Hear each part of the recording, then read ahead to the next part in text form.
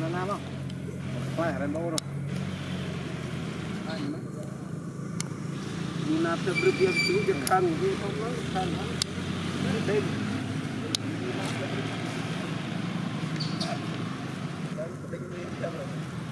Israel chim tôi đó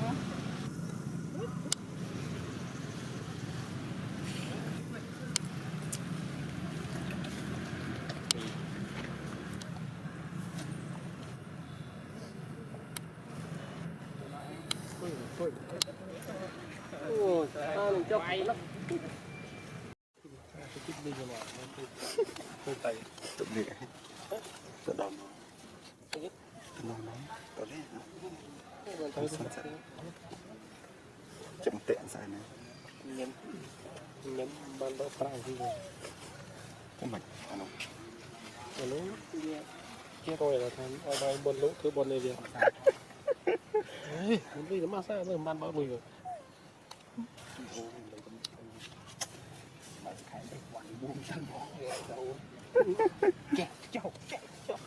đỏ mấy tao mật tấm trong chân thế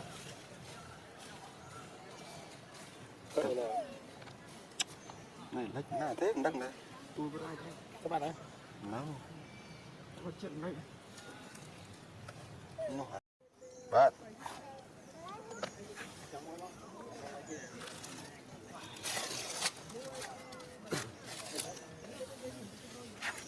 bạn chạy nhiều sườn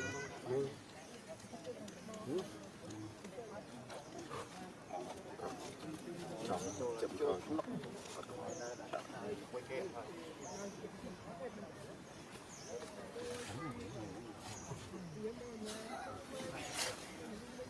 quy cho xử lý hay là một ngày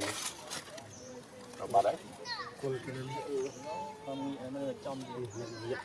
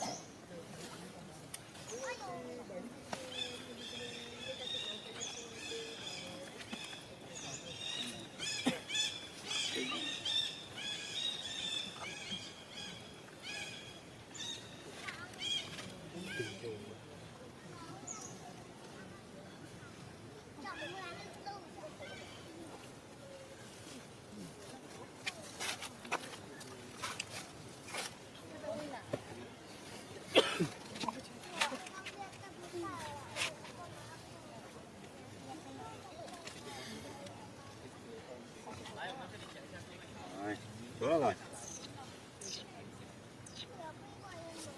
mình bị đặt đây